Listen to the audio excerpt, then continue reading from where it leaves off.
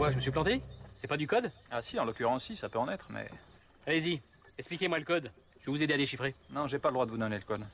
C'est pas tous les chevaliers qui ont le droit? Les chefs de guerre seulement. Mais je suis pas chef de guerre, moi. Non. Bah si. Ah non, je vous jure que non. Comment vous le savez? Vous connaissez pas le code. Bah et vous? Je m'excuse, vous avez pas tellement l'air de connaître non plus. Je vous donne un message et vous pédalez dans ce moule. Et salut à tous, on se retrouve pour un nouvel épisode de Warhammer Made by Amateur, une petite partie pour ce week-end, mais une partie emblématique, les guerriers du chaos qui affrontent l'Empire, une des sessions de jeu que j'adore faire. Petite partie à 1500 points avec Roman, mon partenaire de boulot qui est venu emménager à côté de la maison, donc un nouveau joueur pour la chaîne plutôt... fixe, c'est ça qui est cool, et il se met vraiment à Warhammer assez intéressé avec les armées de la chaîne. Il a voulu tenter aujourd'hui les guerriers du chaos, et moi je lui ai proposé une petite petit défi de l'Empire à 1500 points pour lui apprendre un peu qu'est-ce que c'est que le bourrinisme et la magie assez sale. Alors une partie à 1500 points sans objectif, je lui ai fait sa liste sur ce qu'il voulait jouer. Il voulait jouer les massacreurs de cornes, donc bien entendu que j'en ai proposé à 1500 points, c'est le plaisir. Il jouera un sorcier du chaos de Tzeentch de niveau 2, assez fort quand même, hein. Il a eu un bon jet. Il a eu le feu rose, bon, qui est certes pas le meilleur sort de Tzeentch, mais derrière il a eu le rabiotage de magie. Quand vous verrez ma liste, c'est plutôt utile. En héros de Tzeentch, GB, bien entendu, avec le bouclier enchanté pour avoir un gros mec tanké en armure pour ces deux héros. En unité de base, 2 x 19 guerriers du chaos de Tzeentch parce qu'il voulait les jouer, il voulait sortir 2 blocs et pas une horde. En unité spéciale, un petit char éventreur de Nurgle parce qu'il voulait tenter qu'est-ce que c'était que ces monstres. Et en unité rare, il a pris donc un enfant du chaos de Tzeentch parce qu'il fallait poser les petits points, donc avoir quand même un petit souffle de force 3, et les 3 massacreurs de cornes avec des armes enchantées, donc plus 1 en force, et l'étendard et le musicien. Donc plutôt du bourrin, hein, assez sympa. Bon, quasiment pas de tir, mais quand même un petit souffle. Un autre souffle magique avec le feu rose, ça peut être sympa. De mon côté, j'ai fait une armée. J'ai essayé un petit peu de changer mes habitudes. J'ai joué avec des détachements, etc. Pour tester, je le fais pas assez sur ma chaîne. J'ai vraiment testé plein de trucs contre lui pour voir un petit peu ce que ça donnait. Donc en seigneur, j'ai pris un seigneur sorcier sur Héliobolis de niveau 3 avec un parchemin de dissipation. C'est un homme de la lumière, un mec de la lumière. Donc il a eu... J'ai pas eu un jet vraiment génial, hein. J'ai eu la vitesse de la lumière, bon, ouais. Donc la CC10 et Initiative 10, ça peut toujours être bien quand même quand tu affrontes des guerriers du chaos. J'ai eu le regard embrasé de Shem, bien entendu, j'ai pris le primaire. Et derrière, j'ai pris la protection de Fa pour avoir un petit peu le -1 pour me toucher. Question que les guerriers du chaos me meulent pas trop facilement. Voilà pour mes listes, pour les sorts de mon sorcier. Ma liste d'armée ensuite, les héros, c'est un capitaine GB avec une armure de plate et un petit bouclier enchanté aussi.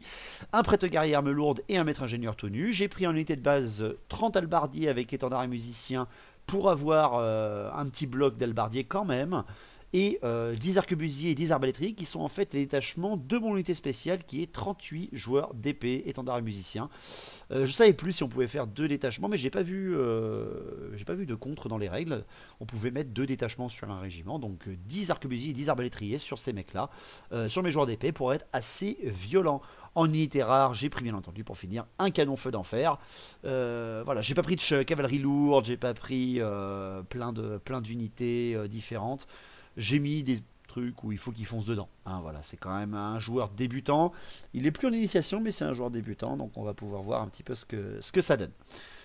Le déploiement, il s'est déployé en premier. Enfin, on a fait un déploiement classique ce coup-là, on n'a pas fait un déploiement initiation. Il a mis ses guerriers du chaos avec son sorcier dans la maisonnée et ses guerriers du chaos avec la GB à côté en plein centre. Sur son flanc gauche, le char éventreur de cornes et sur sa droite, les massacreurs et l'enfant du chaos assez loin. Il aurait pu le mettre au centre de table, mais il a préféré le mettre sur un côté pour avoir un souffle mieux placé. Bon, c'est pas si bête, hein. Après c'est que c'est un mouvement aléatoire. Et de mon côté, j'ai mis mes halbardiers sur mon flanc gauche pour verrouiller les massacreurs, parce que je ne vais pas pouvoir lui faire grand dommage. Mais derrière, ça reste des halbardiers, ils peuvent enlever un petit point d'armure, ils sont nombreux, je les ai mis en gros régiment avec beaucoup de lignes, ça peut être assez sympa. J'ai mis mes joueurs d'épée avec leurs 2 détachements sur les côtés, des arquebusiers dans la maison à 3 pas 2 et des arbalétriers à 3 pas 2 à gauche, le feu d'enfer pour verrouiller le flanc droit et mon héliobolis de His qui donne la petite, avec mon seigneur sorcier, qui donne la petite protection aux halbardiers et aux arbalétriers, pour l'instant en tout cas avec un petit char sur mon centre de ligne. Donc voilà pour cette bataille à 1500, on est prêt pour une bonne petite baston. Le premier tour a été pour les guerriers du chaos, il a choisi de commencer. Donc on y va pour un 1500 points, Empire, guerrier du chaos. Est-ce que les les fils de Karl Franz vont pouvoir tenir face aux suppôts des dieux du chaos? Le tour 1 des guerriers du chaos, eh bien c'est prudent, voilà, il se doute un petit peu qu'il y a de la réponse en face. Il fait avancer ses massacreurs à une bonne distance quand même de mes halbardiers au cas où. Il fait avancer sa ligne de guerriers du chaos sur la même phase, hein, véritablement, il fait faire une grande ligne autour de la statue de mort quasiment. Et après son char éventreur avance assez lentement, malheureusement il avance que de 6 pas, hein, donc c'est pas très rapide. Et son enfant du chaos malheureusement ne fait qu'un petit 5. Une petite phase de mouvement pour l'instant. À la magie, il fait 3 et 1. On fait une canalisation chacun. Et en plus, j'ai mon dé de dissipation gratuit grâce à l'Héliopolis. Très pratique. Donc direct, il tente le feu rose de Zinch en direction des joueurs d'épée. C'est ce qu'il faut faire parce que son rabiotage de magie, malheureusement, n'est pas à portée de mon sorcier. Il tente son sort avec ses 4 dés, enfin ses 5 dés direct pour être sûr de passer son sort. Il le passe, mais malheureusement derrière, moi je fais une dissipation automatique. C'est parfait pour moi. Pas de tir, pas de corps à corps pour ce tour-là, des guerriers du chaos. Pour le premier tour des impériaux, je reforme très légèrement mes halbardiers. Je les avance un petit peu en fait pour provoquer ces massacreurs. C'est des cornes frénétiques. Il va falloir qu'ils chargent pour respecter leurs vœux, leur dieu du sang. Et pour le reste, franchement, je ne fais aucun autre mouvement. Je reste statique. Je suis là plutôt en défense. Il va falloir qu'ils viennent sur moi. Il a déjà joué nain, il a déjà joué homme lézard, bretonien. Il sait ce que c'est que rester défensif. Là, il est plutôt offensif. C'est pour lui apprendre. Pour ma phase de magie, je fais 5 et 2, donc tout de suite je tente une protection de Fa à 12 pas autour de moi, hein, pour avoir moins 1 à toucher à 12 pas autour de mon sorcier et des unités qui sont dedans. Je passe mon sort, je réussis et lui loupe sa dissipation. Ensuite, je tente le regard de Shem au maximum sur les massacreurs de cornes qui sont quand même déjà menaçants. Je réussis mon sort et j'enlève seulement 2 PV parce que je fais que 2 attaques force 6 et il ne réussit aucune armure. Et derrière, après, je tente l'héliobolis de Is en blast complet avec un seul dé sur les massacreurs. Malheureusement, je fais 3 pour 4 pour lancer le sort et je échoue à ce moment-là. C'est con parce que j'aurais vraiment pu one-shotter un massacreur avec ce gros canon magique, mais malheureusement, ça ne fonctionne pas. Pour ce qui est des tirs, les arbalétriers qui sont donc à côté des Liobolis tirent sur les massacreurs et là c'est la beauté, avec 10 mecs j'arrache 2 PV, ça c'était très beau. Ensuite le feu d'enfer décide de tirer sur le char, parfait, il y a un ingénieur dedans, il est quand même déjà plus stable. Je fais que 6 tirs, complètement pourris, alors je faisais 12 mais j'ai fait 2 incidents de suite. Enfin un incident qui a été relancé, qui est redevenu un incident, ce qui fait que je divise mes tirs par 2. 6 tirs, je fais 2 touches je crois et une seule blessure, donc c'est vraiment naze. Un seul PV qui saute sur le char éventreur, sachant qu'il a 5 PV. En du 6, il est violent, hein, le Nurgle, là il va falloir que je m'en occupe. Derrière après les arquebusiers, eux, décident de tirer sur les gars du chaos qui sont avec le sorcier, et j'en tue un. Parce que voilà, 10 tirs en arquebuse, c'est quand même force 4 perforance, c'est toujours utile. Donc voilà pour la fin de mon tour 1, déjà. Ça va assez vite. Le tour 2 des guerriers du chaos. La charge des massacreurs dans les halbardiers. Bien entendu, ils respectent le vœu de Khorne. Ils foncent et réussit d'ailleurs sa charge parfaitement. Pour ce qui est de son enfant du chaos, il avance de 6 pas, ce qui est quand même pas si mal que ça. Et derrière après, il avance son infanterie à 12 pas de mes mates, donc à distance de charge des joueurs d'épée, mais aussi à distance moyenne de charge de ces guerriers du chaos. C'est plutôt logique, ils préfèrent ne pas avancer trop vite, mais de toute façon, il aurait très vite compris que je serais resté en défensif, étant donné que ce sont 2 détachements pour moi. Pour ce qui est de son char, il continue d'avancer, mais bon, il a très peur du feu d'enfer, franchement. Il va essayer de le charger au tour d'après, en tout cas s'il le peut. À la magie, il fait 5 et 4. Il tente bien entendu le rabiotage de magie sur le général impérial, parce que là il a beaucoup plus de sorts que moi, de dés que moi. Il réussit son sort, mais là j'utilise mon parchemin de dissipation, parce que je veux pas qu'il me pique un sort, qu'il m'enlève un niveau de magie, qu'il le réutilise tout de suite. Franchement, ça serait l'horreur. Donc je pâme son rabiotage, et derrière après il tente le feu rose sur les joueurs d'épée, et là j'ai assez de dés pour le dissiper. Ça me va. Au corps à corps, les massacreurs contre les halbardiers, j'ai toujours la protection de Fa qui est active, donc il a quand même -1 pour me toucher. Sur ces mecs-là, ils sont 30, les autres en face sont 2, mais ça reste des massacreurs de cornes. Les mecs, ils m'arrachent 6 halbardiers sans que je leur fasse un seul dégât. Ils gagnent le combat, je suis tenace, enfin je suis indomptable à commandement 8 grâce à mon général à côté, et heureusement je tiens. Ma GB est très loin, très très loin, donc ça me fait un petit peu peur. Il m'a meulé. Bon, il aurait pu me faire beaucoup plus mal, hein. Heureusement que la magie était là pour ça. Mais bon, si Halbardier qui saute, ils sont là pour ça. Ils sont là pour tanker les massacres.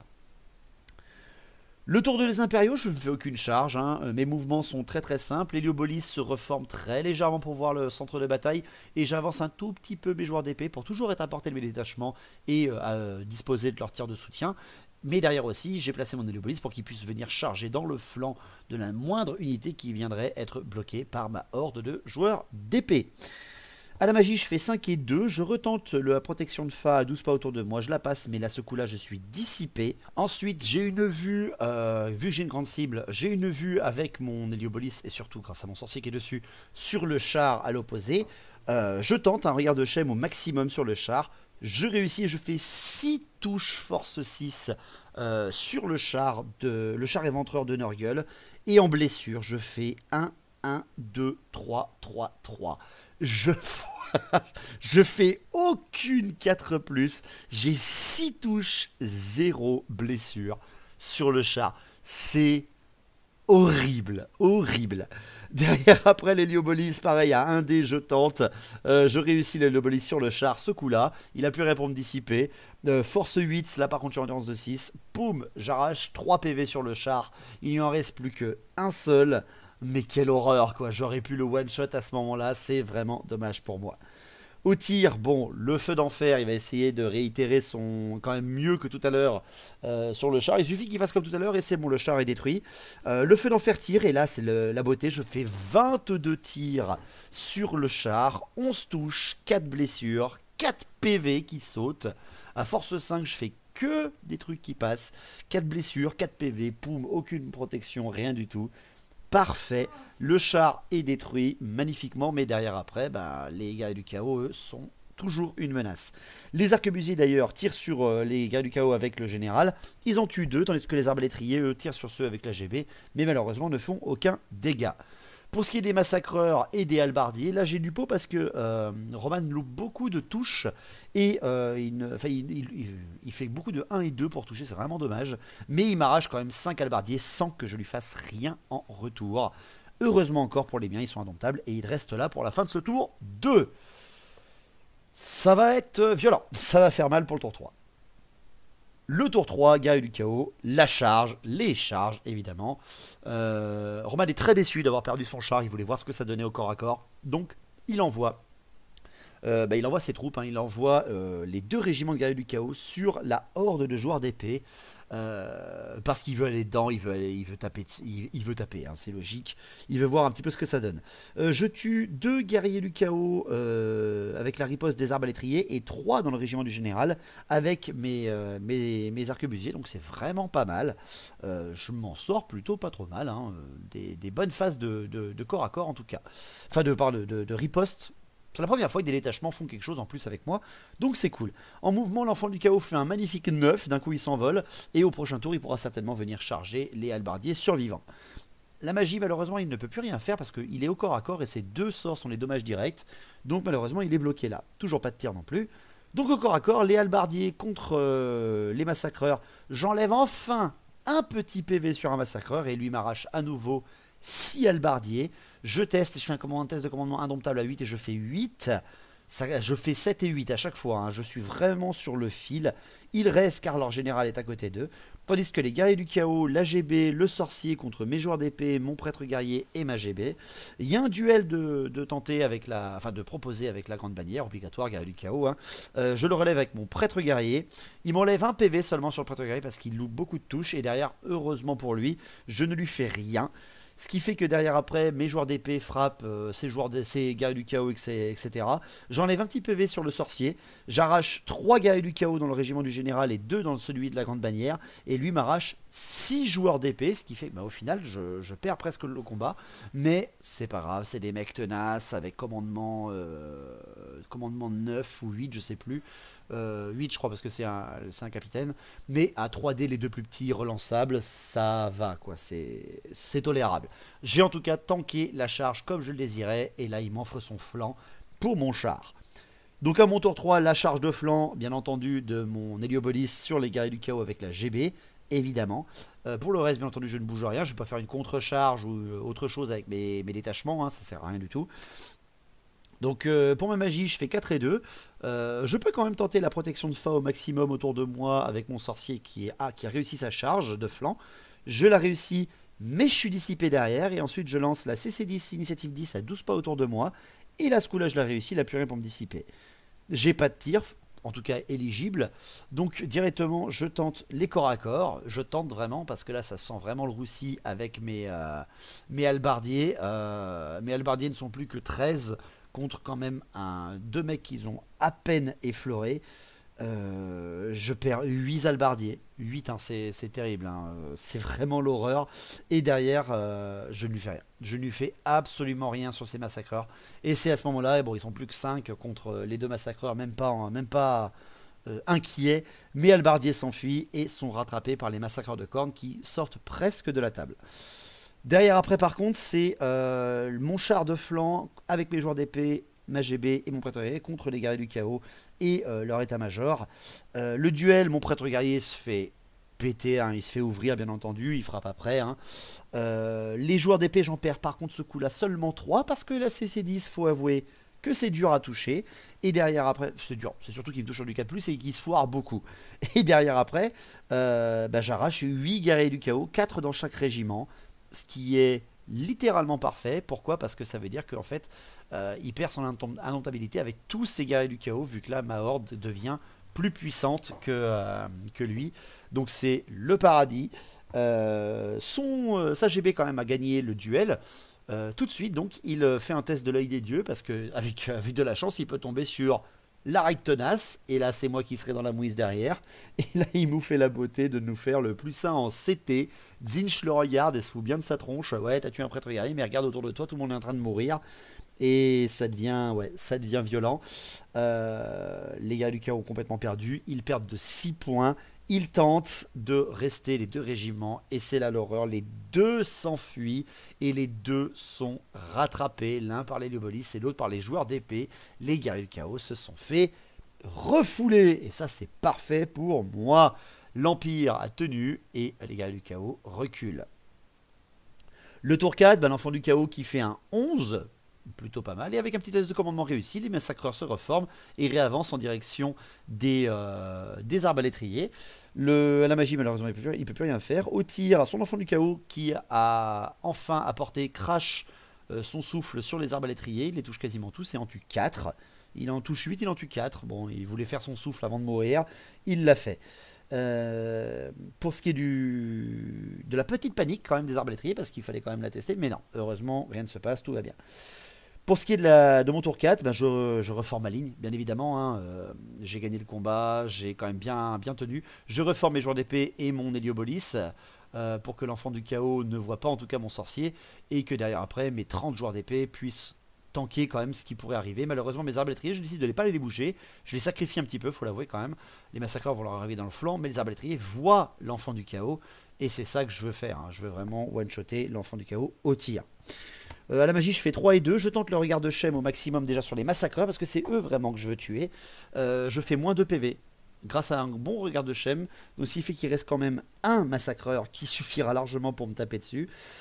J'en suis sûr. L'Héliobolis est tenté sur lui. Je le blesse, mais derrière après, même avec une force de 8 avec l'Héliobolis, il lui reste un 6+, je crois. Et il survit avec... Oui, c'est ça, il fait un 6 d'armure et il réussit en fait à tenir face à la force 8. C'est terrible, hein. Il fait moins 4 d'armure, mais lui il a une 1+, le massacreur, donc il réussit un tir d'Héliobolis dans la tronche. Bien joué. Pour les tirs, mes arbalétriers tirent sur l'enfant du chaos.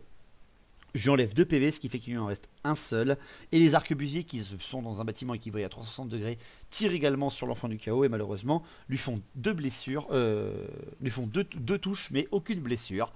Bien malheureusement. Donc il va pouvoir charger. Au tour 5, même si la partie est pliée, il tente les charges.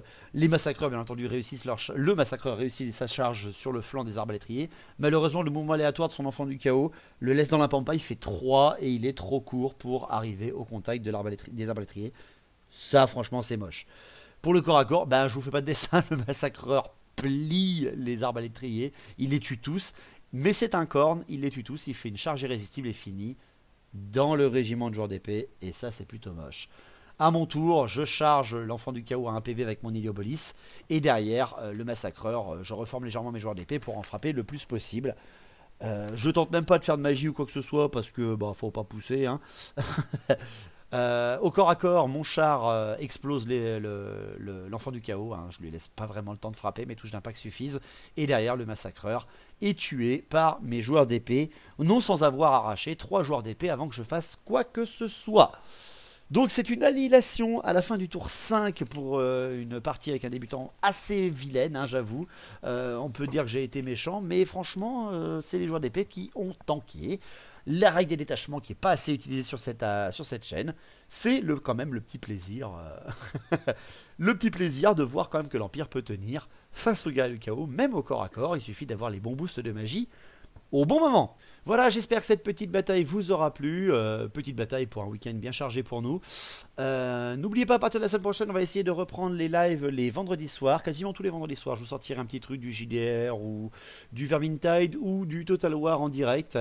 Venez suivre les lives, franchement c'est toujours sympa. Rejoignez le Discord aussi, on est de plus en plus nombreux et c'est toujours aussi sympa. Et on se retrouve pour une nouvelle bataille la semaine prochaine avec beaucoup de plaisir. Allez, portez-vous bien et longue vie à Battle, hors Battle.